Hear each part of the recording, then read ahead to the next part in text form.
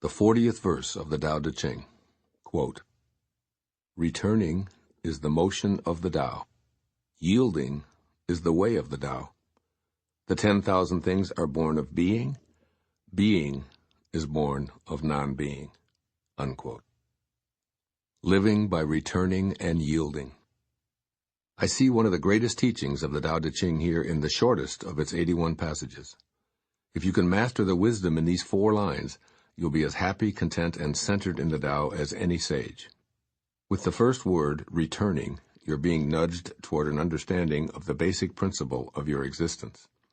Without needing to leave your body, you're asked to die while you're still alive. You accomplish this by realizing that you're one of the 10,000 things that has appeared in the world of form. What Lao Tzu is expressing here in the 40th verse is what contemporary quantum physics has confirmed many centuries later. Particles do not come from particles at the tiniest subatomic level. Instead, when the infinitesimally small specks are collided in a particle accelerator, there's nothing remaining but waves of particle-less energy. In order for you, a much bigger speck, to form, you must have come from an originating spirit. Now, Lao Tzu may have known nothing of quantum physics in the 6th century BC, but he was teaching an essential truth even then. It's spirit that gives life. So to truly live out your destiny as a piece of the originating Tao, you must shed your ego and return to spirit.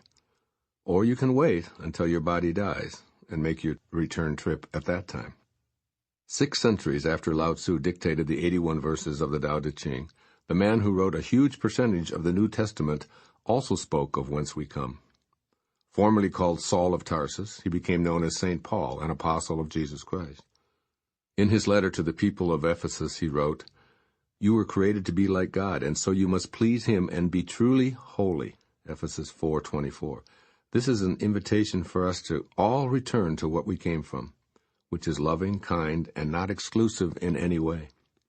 How is this accomplished? According to St. Paul and Lao Tzu, who emphasizes this point in many of the verses of the Tao Te Ching, you do so by yielding your ego, surrendering, and becoming humble. To that end, in his letter to the people of Corinth, St. Paul quotes Jesus directly. Quote, "My grace is sufficient for you, for my power is made perfect in weakness." Unquote. Paul then goes on to say himself, quote, "Therefore I will boast all the more gladly about my weaknesses, so that Christ's power may rest on me.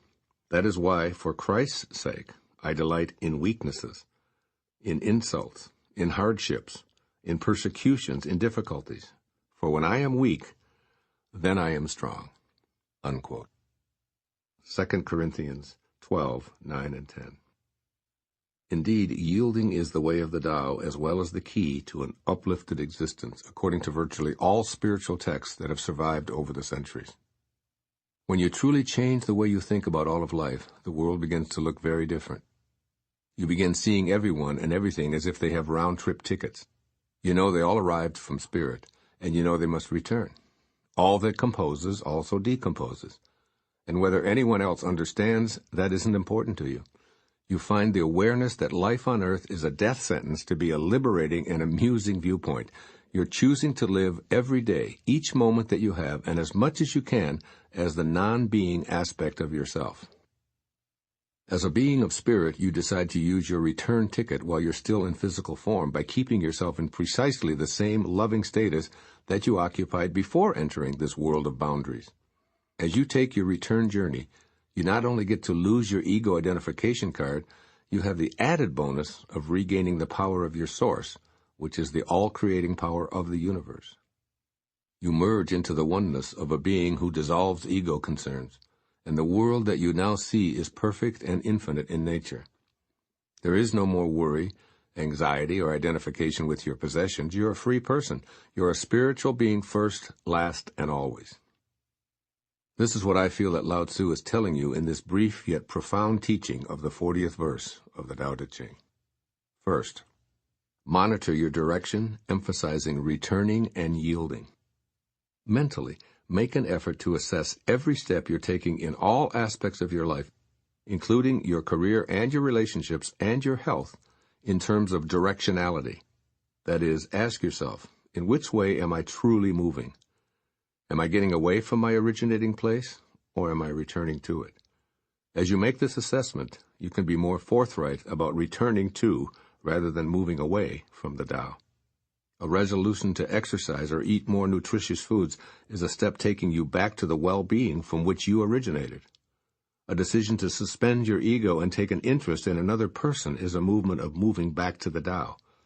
A determination to be generous rather than hoard is a choice to be in the return motion. All of these actions come from your thinking first about the direction in which you're moving, away from your originating spirit or back to it on your return trip. And secondly, surrender. This is what yielding is really all about. Recognize that your little ego does nothing, and that the Tao creates everything, including you. As I sat and wrote the words that appear in this book, I know that I don't own what mysteriously appears on the paper. I've surrendered. I know that God writes all the books, composes all the music, and erects all the buildings. I bow to this all-creating power. While it appears that all of the 10,000 things are born of the world of beingness, as I think about it more, the beingness itself came from non-being. It is to this glorious state of non-being spiritually, or the Tao, that I yield.